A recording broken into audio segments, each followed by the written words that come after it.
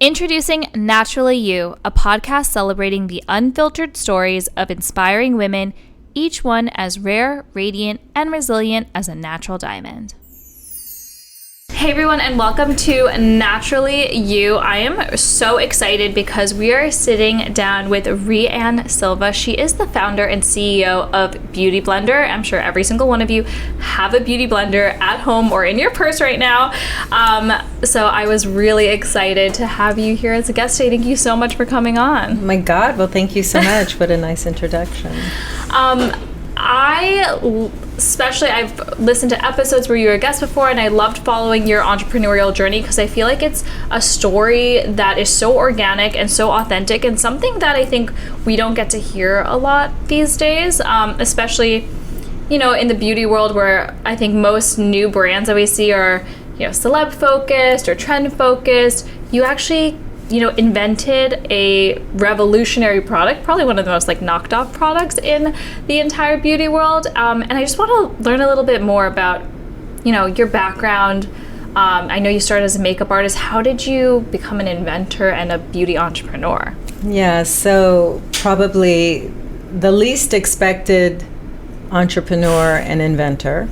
But I will say that as a makeup artist, a professional makeup artist that worked in every medium, from music video, commercial, editorial, TV, film, personal appearance, red carpet, literally done it all for over 20 years, you find yourself in situations sometimes where you have to MacGyver, problem solve, invent ways to get through the day. Mm-hmm. And never really doing that with the preconceived mindset of, I'm going to invent a category, creating invention. Yeah. That's never, at least for me, that's not the way I ever thought about my career or the challenges and the solutions to what I was doing. But it happened, and how did you first create the first beauty blender, so to say? Yeah, so just sitting in a trailer on the back lot of Paramount Studios in Hollywood with a pair of cuticle scissors and some sponge material, trying to create something that would allow me to continue throughout the day a very light airbrushed makeup look. So what that means is I was trying to create a tool or something that would allow me to maintain the looks that I was creating in the morning throughout the day without applying more makeup. Because what would end up happening as a makeup artist is, as your day goes on and you start shooting, you start touching up and applying more and more and more makeup throughout the day. And by the end of the day, your looks don't look the same. Mm-hmm. And there's something called continuity, where you have to match looks, without getting too technical, but that's really what it was. Mm-hmm. And we were shooting at the time, it sounds crazy because everything is high definition and digital now, but we used to shoot film, and this particular show that I was on was a show that was being shot in video or in digital, high definition. And so the makeup actually looked different on film, so you couldn't have a heavy makeup. Mm-hmm. So this old way of doing makeup was no longer successful. Mm-hmm. So it was me just trying to figure it out. And I remember when I was a little girl, I would play with my mom's little wedge sponges, which kind of did the same mm-hmm. thing. How did you go from putting those together to the first prototype of your product? Well, it's actually the wedge sponge was the most recognizable sponge for makeup use. And if you think about, now that I make sponges, I think about things like this, which is so crazy. No one ever thinks about sponges. But when you think about the wedge sponge, and the reason why it's shaped in a wedge is for manufacturing convenience mm-hmm. and cost of goods. So in other words, it's very cheap and easy to pour, let's call it a block of foam, cut it like bread, take the slice of bread, cut it like a pizza, and voila, mm-hmm. you have a wedge. and that's what they would give everybody to use to put makeup on. It was never designed to put makeup on your face. It was never designed to be a tool. It was really a replenishment item to give a consumer or a makeup artist something other than their fingers, which is not hygienic in a professional environment, something other than their fingers to use. So what we would do as professional makeup artists, and actually what we were taught, if you were to go to any of the cinematography schools for makeup, is that you would take those wedges and you would cut all the sharp edges off of them. So you would actually, and that's what I would do, I would take my cuticle scissors and I would start cutting the sharp edges off of all of the sponges, because when you start using any tool that has a sharp edge, you start seeing a line of demarcation. And when you do close-ups, I mean, this is all very production technical stuff, but basically this was the problem that I was trying to solve, because in this new medium of filming in high definition, you could see those lines of demarcation. You could see really heavy makeup. So I was hired to solve the problem because I airbrushed makeup. So I would blow makeup onto someone's face without any lines of demarcation. However, it's not very practical on set because airbrushes make sound. And so when you're on set recording sound and you're touching someone up on the side and you're making sound, you're also making enemies. So, I had to figure out how to keep this beautiful light kind of makeup application, make it practical, and be able to do it on set without disrupting production. And I mean, it was just like a stew of all these things. And really, it started with a wedge, and it started by cutting the bevels and making rounded edges on the sponges so that they wouldn't leave marks. And it just kind of grew from there. So how long were you using this like MacGyvered product that you created until you were like, I think I can create like my own, I don't know, prototype or something? Like how long, and what was like the thought process behind that? Well, from the time I landed on this teardrop shape to the time we actually started retailing, it was probably over 3 years.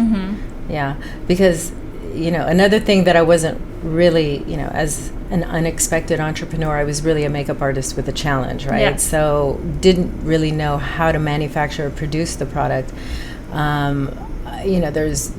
There was no machinery actually invented to make a soft sponge into a rounded skinless shape. So it took a couple years to find specific types of manufacturers that maybe cut and shaped other foam products, and then convince them to help me with my makeup sponge. And you got to know, these were mostly men, so they don't know anything about makeup. So when I would come to them and say, hey, I'm a makeup artist and I want to make this product, they would just look at me with like spirals in their eyes, like, you're really cute, but no, sorry, we can't help you. So I went through a process, that took me a while to find somebody that really understood what I was trying to do, and then guided me and introduced me generously to people that could help me.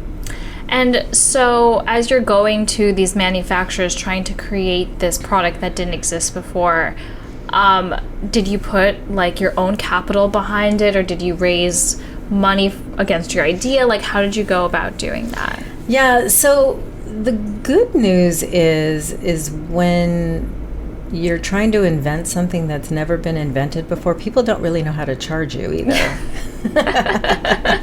Right? And when it's a sponge material, it's relatively inexpensive. And also, I wasn't an Estee Lauder, L'Oreal, LVMH. I'm not yielding these, tens of thousands of products at a time that I need to be made. I was doing one prototype at a time. And by the way, I was just creating one product at a time too. We have young entrepreneurs now that want 52 SKUs all at one time. I mean, that's a very expensive process. I just wanted to make the sponge. So for me, it was affordable. And luckily, I was a very successful, very busy makeup artist at a time when our rates were really astronomical. I used to make a lot of money per person per day. and I was able to invest. It wasn't that expensive. And when you first sought out to create the first beauty blender, was it for makeup artists, or did you think it was going to be like a consumer product? Oh no, I totally didn't think it would be a consumer product at all. I only thought a makeup artist that was going to be in the same position I was, because this was the very first show. Remember, it was the first show being shot in high definition and broadcast. What year was this? So this was like 2001, 2002. It was the show Girlfriends. Okay. So it was one of the first, I think it was the second season of Girlfriends that I started creating Beauty Blender on with those girls. And So how was the journey from once you found your manufacturer, you created your first product? What were the steps? How did it become such a viral sensation, And now every single person that I know at least has one. Yeah. I mean, honestly, it's a combination of things. I would like to just say it's God, because there's timing involved, there's pop culture involved, there's technology involved, there's my skill set, expertise, and my client base that's involved. So it's all these things coming together, kind of like the perfect stew. So the timing was right, because makeup tools had never evolved. Only the products, the formulas were evolving. The packaging was evolving, because packaging was always a part of the marketing. It allured the consumer. If it looked a certain way, the consumer would be interested in it. But nobody paid attention to tools. They figured if you had some of these little fingers, that's all you need. It's really about the formula and the product. So nobody paid attention to me, which was really a blessing in disguise. So, because it gave me time to work. Nobody was competing with me. Nobody was trying to copy me. I was able to really invent something that was unique. And the timing of that was right, because at the time, celebrity culture became really, really popular. And I was not only very busy in the celebrity world, but I was really busy in the music world too. So this was also a time where my clients were turning into movie stars. And so it was also a time where magazines like Allure and InStyle and Vogue started really paying attention to the beauty aspect of fashion, and really started to pay attention to the makeup artists and what they were using for the covers, what they were using in the layouts, and what the celebrities were using. There was, a time where all of a sudden a celebrity that was being featured in a magazine would have to open up her makeup bag and show what was in there. And I had no way to plan this, but a pink beauty blender would pop up, and people would be like, "What's that?" I mean, it was bright pink, and it would just show up, and people didn't know what the hell it was, and there it was, beauty blender, $20, and then they could buy it and have something that they thought was like a secret, which it was, because it was really a professional tool, and that's how it kind of crossed over into being a consumer product. And it's true. I feel like now beauty tools are a category, but back in the day, it definitely wasn't. And you created that category. I created the interest. Beauty Blender was so alluring and so created so much curiosity with people that it actually made the cosmetic companies pay attention to a category they were not paying attention to. I remember when I was a makeup artist and I got a contract with a big company, I won't say who, but to be a teaching artist to their store managers, counter managers, makeup artists, to show my tips and tricks and the way that I do makeup, because I had very high-end clients that were famous and gracing the covers of these magazines. So go to her makeup artist and see what they're doing. So they would call me in and consult with me and ask me to do makeup with Q-tips and cotton balls. And I would say, well, but that's not how we work. Why do I have to go through this process of doing my makeup with Q-tips and cotton balls? And they said to me very point blank, because we don't invest. If you think about every cosmetic counter around the world that we have, and these are global brands. If you think about every cosmetic counter around the world, we cannot afford to supply brushes to the counters for people to try them on. But we can supply cotton balls and Q-tips, and people can try the makeup with cotton balls and Q-tips. So we want to see how you can do makeup with cotton balls and Q-tips so that we can then teach our people to do the same thing, because those are the tools that they're going to have. They were not investing in tools at all. It was not a focus until Beauty Blender came around and started really capturing, those segments of their business. And I feel like because even a sponge for $20 probably at that time seemed like a really big price point. People thought it was insane. Yeah, they thought it was insane. They were like, are you crazy? We get these things for free. Yeah. If you think about it, if you went to MAC or you went to any of the brands and you bought a powder compact, you would get some kind of a sponge or something in there. But they never told you what to do with it. They never told you how to use it. They never gave you a replacement. They never told you whether or not you could wash it. Like, there was it was just this thing that they would give you just because they probably felt like at some point it made it look more professional, but there was no education around what to do with these tools. I mean, it was really the most looked over aspect and the most important aspect of makeup, because we could have 6 products here in front of us right now. I could show you what I do with them, and then you would do the same thing to yourself, and I guarantee you it would look different, because application is the key. And the difference between your makeup the way it looks and your makeup the way it looks. The products can be the same, but it's the application that makes a difference. So they weren't really there yet. And I feel like no two sponges are created equal either, because 100%. I back that up. So yeah, tell me a little bit about, because you have been very committed to creating your products in America in a certain quality standard. And there's so many knockoffs made overseas trying to be like Beauty Blender, but I've actually used both and they're not the same, and it doesn't apply the same way. Well, thank you for that.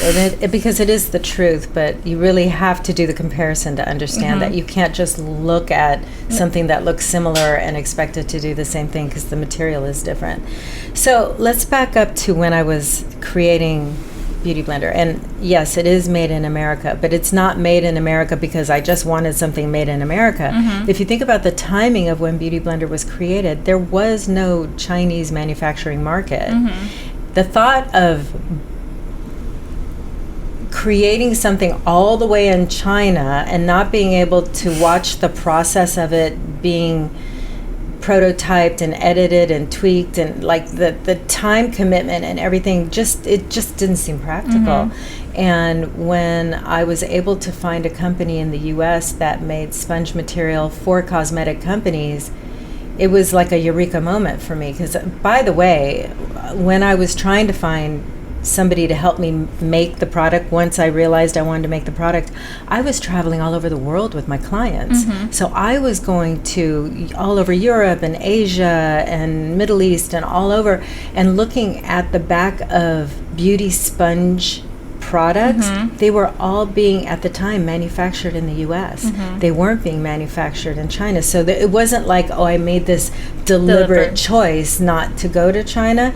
It's not where the origins were. It wasn't where Beauty Blender started. And I still make Beauty Blender with the same company that I started with 20 years ago, and they are still in the United States. That's why I do it. Can you get better pricing? Of course, if you go to China, you can. There are definite benefits to go there, but I am a loyalist, and I also protect the recipe of my foam, because the recipe of my foam is different than what you will find anywhere else in the world. And that is the difference between what you recognize between an original Beauty Blender, and I like to call them my fans, the knockoffs. Yeah. And I feel like if you did potentially take your material, your secret sauce overseas, it could be more easily replicated. Well, I mean, listen, they've tried. I mean, all they have to do is buy Beauty Blender and reverse engineer it and, do it. They've tried, but there's certain things that they're just not going to be able to do. There's certain exclusive polymers that we use that they don't have and they don't know about. So, yeah, you can tell the difference.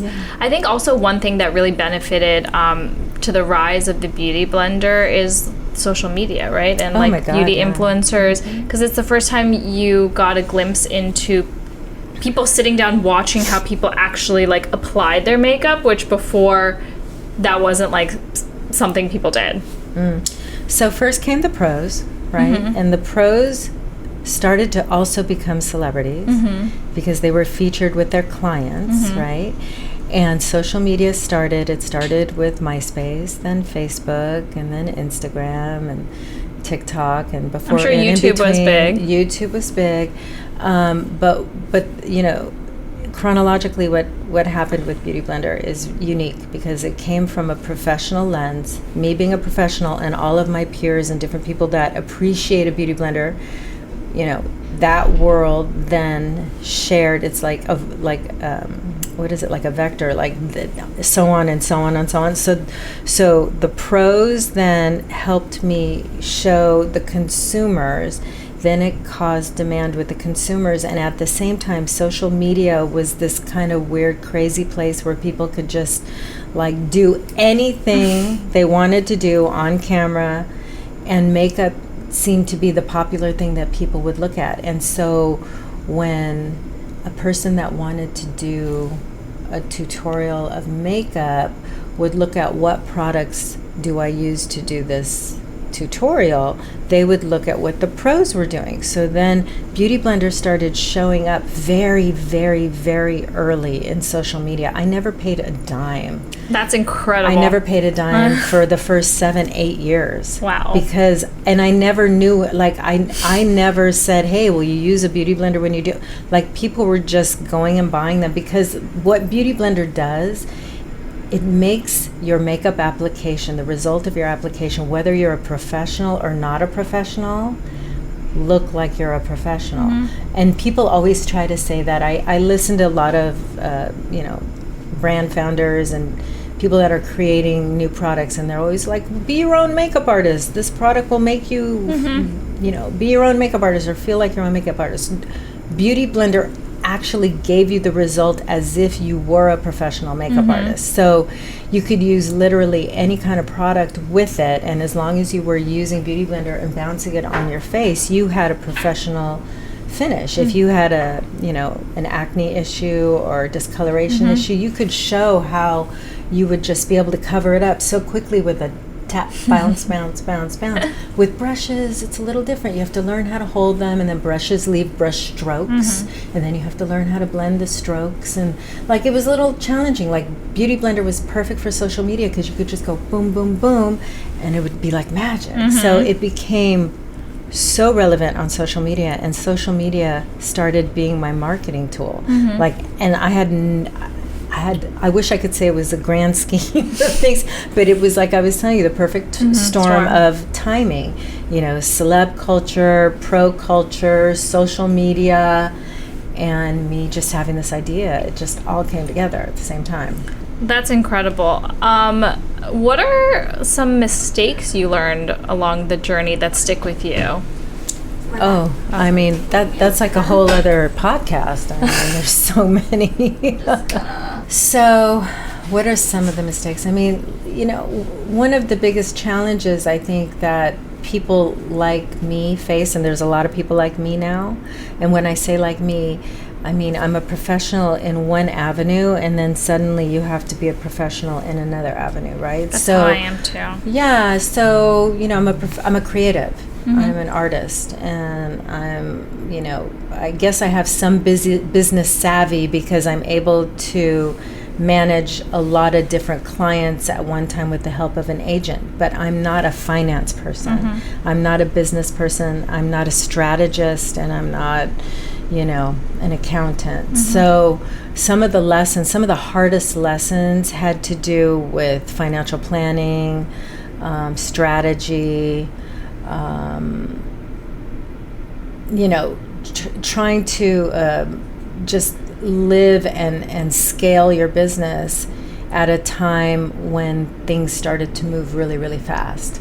So some mistakes were based on maybe hiring people that were the wrong people, and not realizing that they're the wrong people because you don't have experience in some of the things. Like, as a makeup artist, I gained success and popularity because I was quick on my feet. I was able to recognize the things that I don't do well and recognize those talents in other people and bring them in so that, collectively as a team, we're able to accomplish the goal. So the same idea is true in business. The only problem was I was not an expert.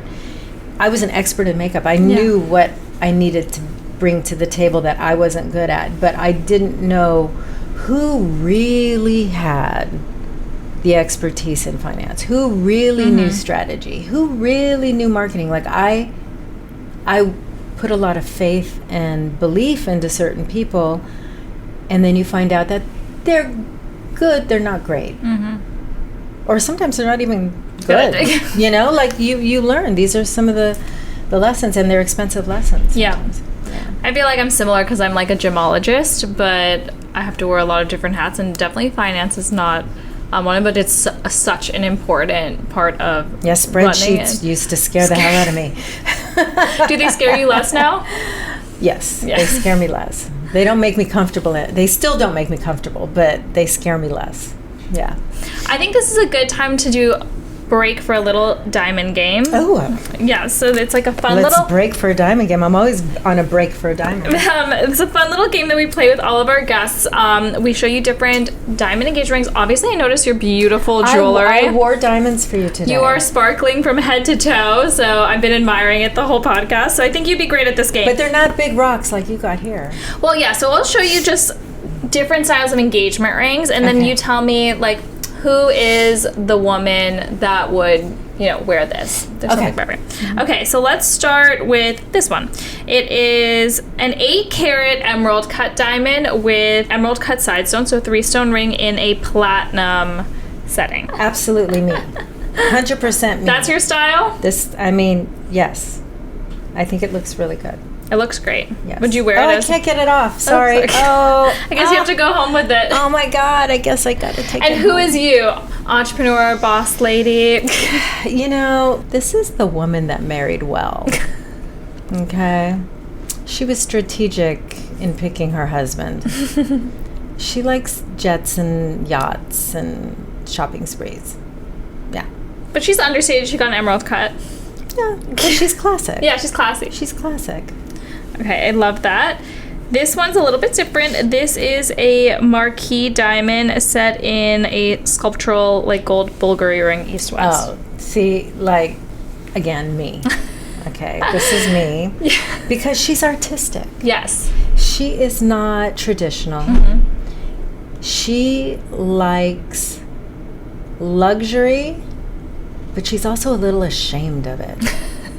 Do you know what I mean? Yeah. Like she's a quiet bragger. I mean, because I know this is real and authentic, but because it's so artistic and chunky, someone could be like, "Oh, that's great costume jewelry." So she's like, "Yes, I know I'm rich and I'm artistic. I don't want to just have something everybody else has. It's for me, and I don't care if people think it's real or not. I know it's real. I mean, this is amazing." That one's cool, Look right? how this one is cut. I know. It's an antique marquee, actually. Oh my goodness. So it's like chunkier facets. But on the outside, on the ends, it's like the facets become smaller. It's really, really gorgeous. Yeah, she's an artist, and she would never take it off. Yes. Yeah. And then this one, a little bit more traditional. This is an oval diamond set in a platinum pave solitaire. Yeah, so... This one's not you. She's kind of a princess. She's like, I don't want to be too loud, but I'm rich. She's a girly girl. My husband loves me. But I told him what I wanted. Yeah, that's her. Yeah. Love that. And last but not least, we have a fancy yellow pear shape with pear-shaped side stones. This is definitely me. Now, 3 out of 4 rings are... they're all me, let's be honest. But this one, it's a beauty blender. Okay? Yeah, it is. Hello. That is It's a beauty blender. Okay, you need a pear shape. So this is actually me. Wait, I noticed this ring's a beauty blender. And so is this. Wait, right I here. love that. I just noticed that. No, this is my beauty blender ring. Like Mariah has her butterfly, I have my beauty blender. Oh my God, I wear love this. that. I don't wear it all the time. I wear it to my beauty blender, official beauty blender events. Yeah. What stone is that? Is that a tourmaline? I have no idea. Oh. I think it's a ruby. It needs some love because I wear it a lot. But anyway, this could replace it. No, you can wear them together. One on one hand, one the other. I think it looks really great. Look, it goes with my skin tone. Goes with all your other jewelry perfectly. It goes with all my jewelry. I love horses. It's the year of the horse. And this was given to me by someone I love very much. And then this it fits me. It's perfect. I think, thank you so much. I really appreciate it. We'll talk after this. Thank you. Thank you. Amazing. Thank you for playing our diamond game. Yes. That's probably my favorite game I've ever played. Yeah, I was like, everyone by the end loves the game. So. Amazing. So one question I had was, we kind of mentioned that the beauty blender was a category changer. There are so many people trying to make dupes. What advice would you give to like another founder who feels like really personal or sensitive about someone trying to like knock off their work or their product? Like, how do you navigate that kind of situation? Because it can like really like hurt deeply. Yeah, well, and it's something that happens very often now because dupe culture is real. I hate dupe culture. And, listen, I don't love it. It has definitely impacted me to a degree, but I also am very much aware, and I remind myself of this, that if I didn't do something right, no one would copy me. So that's number one. Number two, Beauty Blender is the category creator. There was nothing like it before. That's why we're in the Smithsonian. Like I have the receipts. You're in the Smithsonian? Yeah. I have the receipts, right? Yeah. Yes, that is like incredible. No, it is. It is. My ancestors forever will be able to find me in the history of American history, the Smithsonian. Wow, yeah. That's incredible. It was awesome. It happened during what we didn't know was going to be COVID, but I was one of 8 women that invented something that changed their industry. So Beauty Blender was picked because I invented Beauty Blender, and Beauty Blender changed the way people put makeup on forever. But my point, back to the question, is that if you didn't do something right, nobody would copy you. So the first thing to acknowledge is, okay, give yourself the credit for knowing that you came up with something that other people think is worthy and valuable enough to copy. Then if it truly is something innovative, like Beauty Blender was, you cannot remain in a category by yourself forever. You need competition to market against. So even though there are tons of knockoffs, we've already established that they're different. The materials are different, the usage is different, the wear is different, everything is different from the Beauty Blender. I now have something to market against.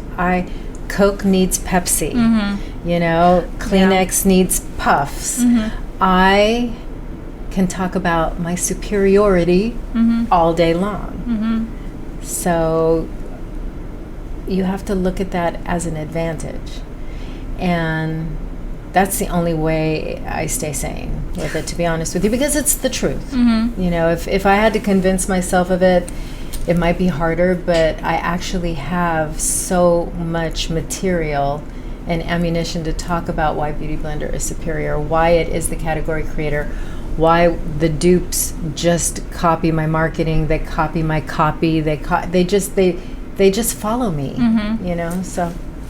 And I think it's important to, have competition so you know what you stand for and what you can, define your brand against them. Absolutely. Yeah. Do you feel like pressure to create like the next Beauty Blender, like more products, or like is there that kind of like pressure within you to like create the next category creator or whatever the next big thing is going to be? I don't know if pressure's the right word, because that somehow connotates connotates like some sort of negative feeling Yeah. about it.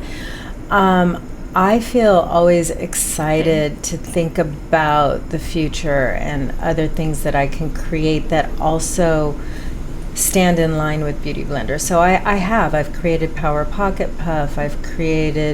I have a new product coming out, Resetter. I've come up with Blotterazzi. I've come up with Surface. I've come up with 5 brushes that do everything that Beauty Blender doesn't, with gua sha roller balls on one end and synthetic heads on the other that are amazing. So I look at it more not like a pressure, but like a privilege, right? Beauty Blender allows me. Pressure's a privilege, right? Pressure is a privilege. You know what I tell my kids? Without the pressure, you can't make a diamond, right? Yes, it's true. Diamonds So, are made under pressure. Made under pressure. So when they complain, I'm like, "You're my diamond. You're my diamond. You're turning into a diamond." But it's true. It's a privilege to be able to think about, you know, what I believe would be the next, you know, invention or product that I think would make sense in the lineup of Beauty Blender and what my consumer would understand, because now they understand Beauty Blender. Maybe they need this. That's like, for example, I created Beauty Blender first, but then I created Blender Cleanser, so that Beauty Blender then became the first sustainable makeup sponge, because you didn't throw it away after a single use. Like brushes, you could wash it and reuse it again, so keeping it out of, you know, the landfills and out of the trash longer made it the first sustainable product. So not only the first in its category of edgeless sponges, but reusable, sustainable sponges, and the first high definition tool. So it, like, this crazy little egg-shaped sponge was the first in so many different ways that sets me up to be able to create other products. What, like, inspires you, like, at this moment? Gosh, what inspires me for product creation? Business. Or just in general? You know what is inspiring me these days is, you know, I'm a worker bee. Like, I put my head down and I work, and like I turn around and suddenly it's like 20 years has gone by, right? And I realize what's inspiring to me is that I realize I have survived with Beauty Blender and been here long enough to see my initial consumers now have children, and those children are learning about, those are my new customers. Wow. Yeah, and they've taught me, because what I've learned from the young kids is that they think everything's a Beauty Blender. Which every kind of sponge they think is a Beauty Blender. They use it as, what is it, like a verb or something? Like a Kleenex or something. Yeah. And that has inspired me to recognize the fact that I have the ability to re-educate now to a new generation and really make them understand makeup artistry, where Beauty Blender came from, why Beauty Blender's different, show them all my products. And they know that it's high quality. They know that it's not knockoff copycats from another place, and that's really exciting to me. But time had to happen. Like, I couldn't do that even 5 years ago. Yeah. But now that's what inspires me. I love that. So what is next on the horizon for, what's like the next like 10 years look like? Well, exactly what we're talking about. Like, first is getting back to basics. It's like I get to now still be alive and be the person that invented this thing that has now been in the cycle now for over 20 years with generations, and talk about why and how and what, and get back to basics and re-educate. And I can recycle and educate about makeup artistry and tools in general, because Beauty Blender still is the #1 tool in the world, and which would make Beauty Blender also the #1 company in the world. So I can talk about tools, and that's inspiring to me. I love that. So where can everyone follow this journey, purchase the product? Oh my all the God, good so things? many places. Yeah. Well, we're global. Yeah. We're global with Sephora, and we're in Ulta as well.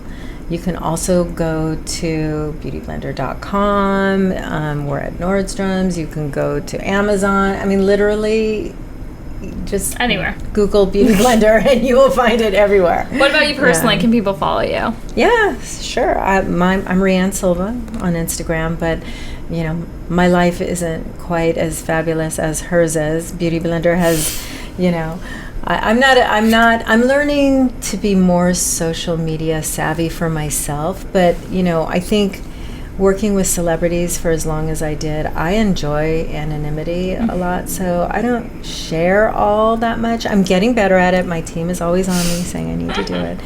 But beautyblender.com, Beauty Blender on Instagram, TikTok, Facebook, everywhere, YouTube, all the places. Awesome. Well, thank you so much for being with us today. This was amazing. Oh, thank you.